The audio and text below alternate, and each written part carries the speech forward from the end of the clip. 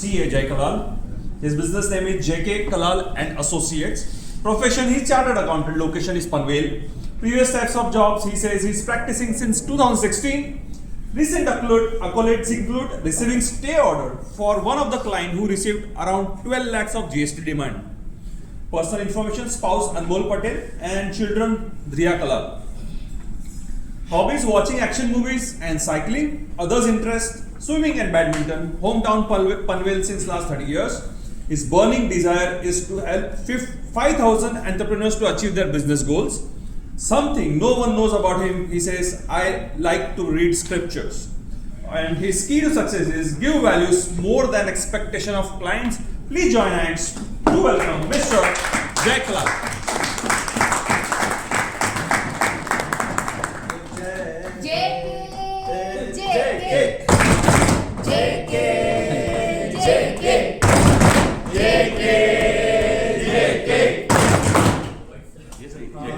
Thank you for giving me this opportunity, and thank you Vinay for reading my biography. Pleasure. This is a small introduction about my fund. आप सब जानते ही हैं.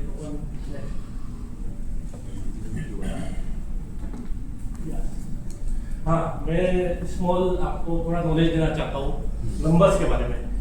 Numbers आपके past को बताते हैं, आपके प्रेजेंट को बताते हैं और फ्यूचर को भी प्रिडिक्ट कर सकते हैं. वो न्यूमरोलॉजी वाले नंबर लिखिए. न्यूमरोलॉजी वाले बताते हैं. हाँ, तो फाइनेंस आप अपने सबके लिए क्यों इम्पोर्टेंट है?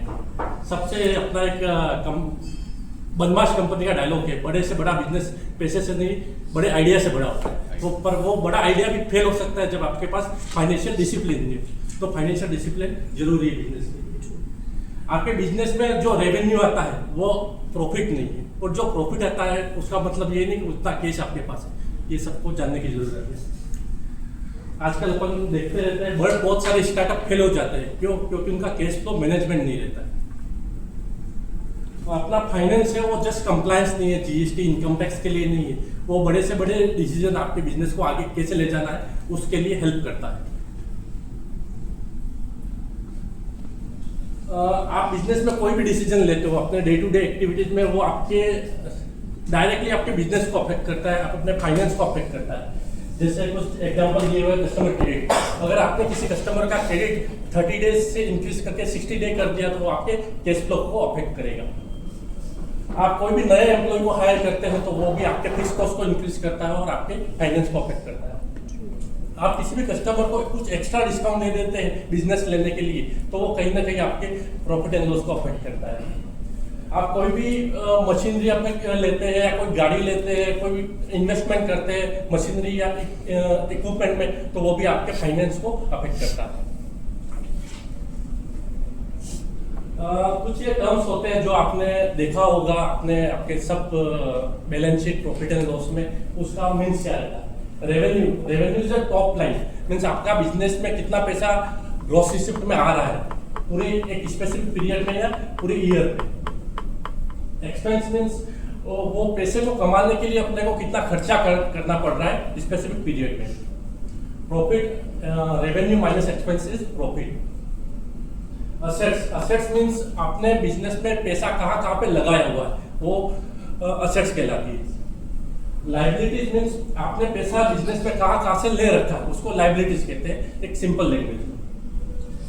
एक एग्जांपल दिया हुआ है जैसे अगर आपके बिजनेस की सेल्स या रेवेन्यू 1 लाख है, एक्सपेंस 70,000 है तो आपका प्रॉफिट 30,000 हुआ. 30% ऑफ योर प्रॉफिट मार्जिन. कुछ स्टेटमेंट आप सब अगर बिजनेस में फाइलिंग करते हैं तो देखते रहेंगे. प्रॉफिट एंड लॉस स्टेटमेंट जो आपके बिजनेस की ऑपरेशनल परफॉर्मेंस को बताता है कि आपका बिजनेस का ऑपरेटिंग मार्जिन कितना है, आपके ऑपरेशन से आपको कितना पैसा मिल रहा है. Balance sheet is sheet of balances. Means आपके बिजनेस के पास एक स्पेसिफिक पॉइंट ऑफ टाइम में कितना पैसा पड़ा हुआ है.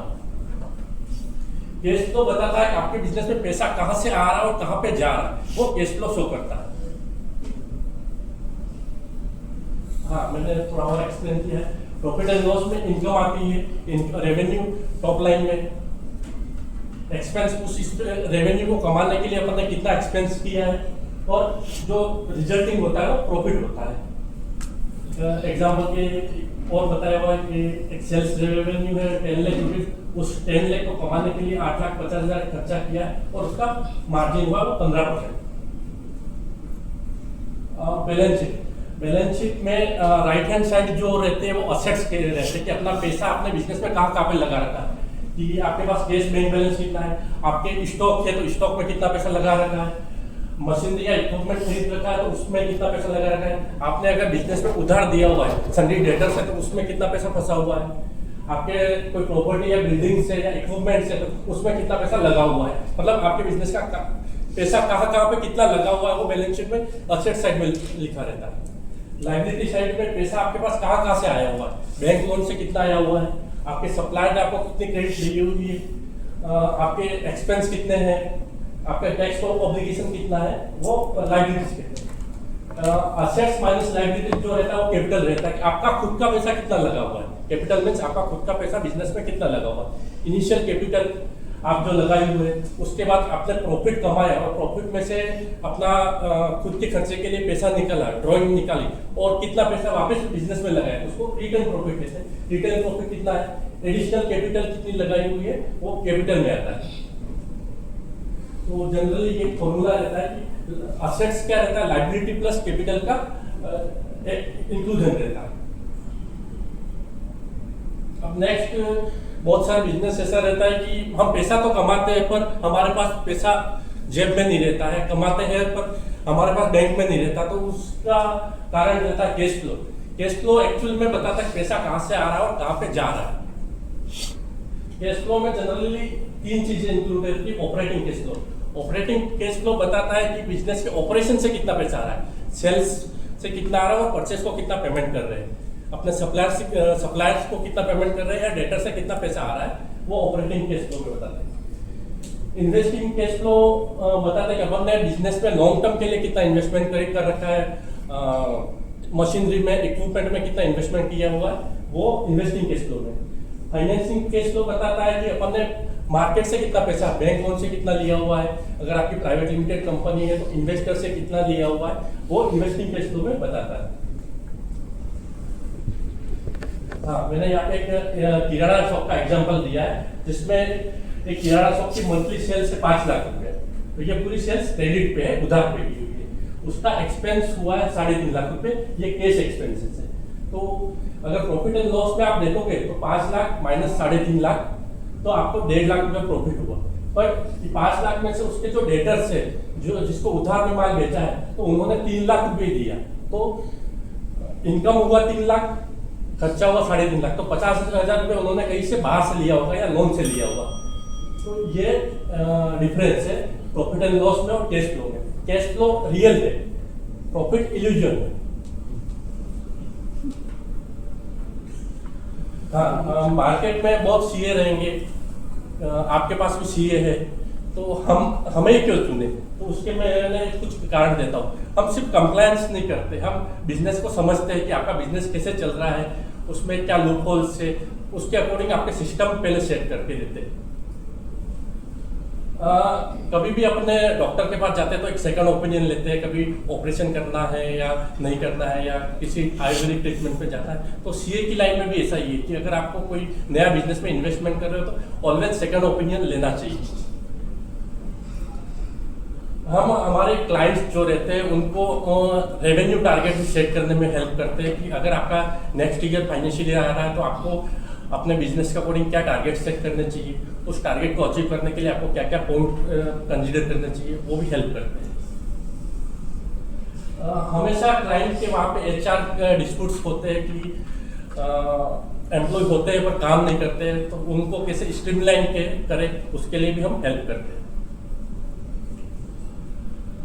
बिजनेस में जब तक सिस्टम नहीं होता तब तक बिजनेस आगे नहीं बढ़ता, तो वो सिस्टम भी हम क्लाइंट के क्या नेचर ऑफ बिजनेस है उसको समझ के वो सिस्टम भी सेट करने में हेल्प करते हैं,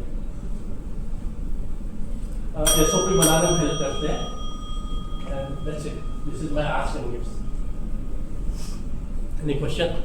Guys, I'll allow 2 questions to Jayakara. Time is pressing. We have a lot on to complete. Yes, sir. आपको बताया कैश फ्लो। Yes.